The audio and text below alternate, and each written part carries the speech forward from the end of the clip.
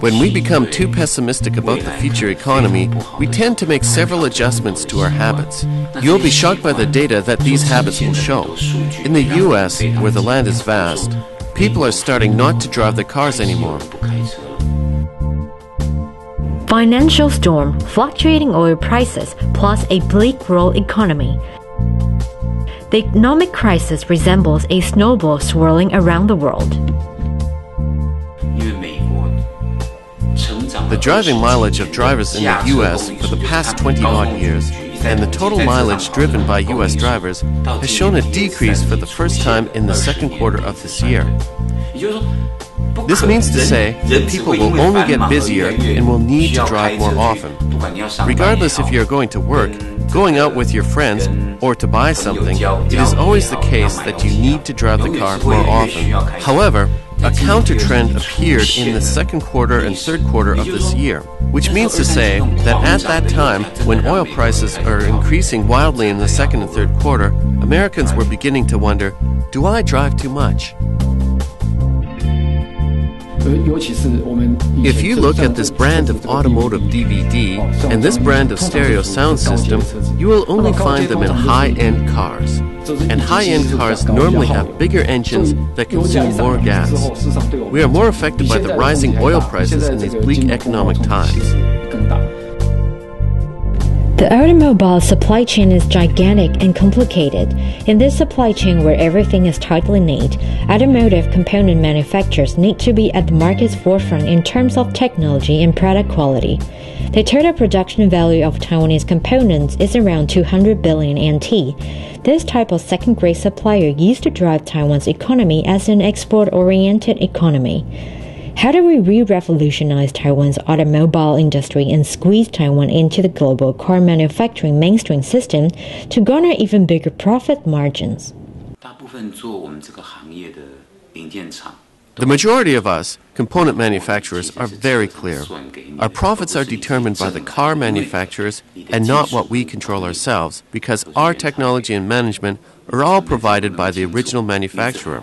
If our cost structure is so clear, how do we earn a profit? The mother factory will tell you, I designed this. I will give you this amount of money for every component that you manufacture for me.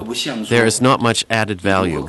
And it is not like we are able to enter the main car manufacturing process, where we can help the manufacturers with some new technology to help them improve their capabilities or reduce costs. Then that would be different. The entire automobile industry, in terms of economy, occupies a big percentage, and cars nowadays are increasingly dependent on electronics. Therefore, the entire automotive electronics market economic scale is actually quite significant. In the past, automotive electronics for Taiwanese manufacturers was a remote opportunity. It was remote because we had no contacts. Therefore, it is a very big opportunity for us now. Once we enter this industry, there will be another business opportunity for us. Due to the development of the electronics industry, Taiwan has managed to gain new competitive advantages these past years. I can tell those car manufacturers that they can reduce the cost of manufacturing their cars with new electrical technology improvements, or how they can increase new and unique functions. Then they will think differently. Integrating Taiwan's current ICT industry into the automotive electronic industry has helped bring new competitive forces to the automobile industry. Automotive electronics makes up almost 25% of the entire car manufacturing cost. The car market in 2010 is expected to reach $200 billion, and this gigantic business opportunity has captured the ICT industry's attention. With Foxconn, Quanta, and AIDC, etc., entering the automotive computer and multimedia navigation system field, cross-industry barriers will definitely occur while this trend happens, and interesting electronic companies will need to overcome those challenges. Taiwan's OEM/ODM model is like this. When we receive any order from a customer, we aim to deliver our products as soon as possible. Therefore, the electronics industry has discovered from developing a new product until getting it to market will need 3 years. As a result, businesses in the automotive electronics industry will need to have enough capital and sustain their businesses for a long time. After a product is successfully developed and launched in the market, 10 more years is needed. Therefore, they also need to have strong post-sale service capabilities. If we want to do international business, not only will foreign buyers look at our technologies, they want to make sure that you have the ability to deliver your products consistently, that our company will not go bankrupt after 3 years. So your ability to deliver is a very critical consideration for them. From a global perspective, the automotive semiconductor market is dominated by a few automotive semiconductor giants, such as Freescale and NXP Semiconductors. Why is it possible for them to dominate the market? The main reason are their excellent product quality or the certification they have, or their reliability, their ENCI tests, or even acknowledgement from car manufacturers. They're able to win manufacturers' trust, and this is a very critical aspect. What I'll suggest is that our local semiconductor, consumer electronic manufacturers, the semiconductor manufacturers who focus on consumer electronics, should pay more attention to their product quality and also strive to achieve certification from car manufacturers. Once we can achieve some certification, we'll be able to assure the manufacturers our product quality. International certification is our ticket to the overseas market. Most of the time, utilizing our own critical know-how, integrating resources, and earning car manufacturers' trust are the most difficult barriers the car supply chain has to overcome. In fact, the path to certification is a long and winding path.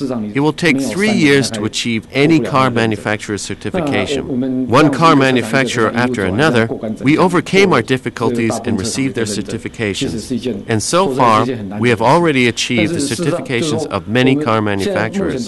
Thinking back, it was a difficult challenge. Right now, the opportunity that we are waiting for is that these manufacturers are the most worried about changing their component suppliers. If they are willing to overturn this mindset, then we'll have our opportunity, and we are waiting for this opportunity. The whole world is moving towards this. Do not think that it is only happening in Taiwan. The new and emerging automotive electronics market, which I was just talking about, even it is the 3 largest car manufacturers in the US, they may not have the automotive electronic systems we are currently discussing. Actually, to make myself clearer, not only is Taiwan undergoing this development, which is to say, many new and emerging markets have not even started, it is happening in Asia. And Europe and the US are only leading us by 2 to 3 years. This is unlike other products where our foreign competitors lead us by at least 10 years. From a global perspective, countries that have a complete ICT industry, if you look around the world, are Europe, perhaps only Germany, France, and the US, and in Asia, perhaps only Japan and South Korea and Taiwan. I do not see other countries that have this basic requirement.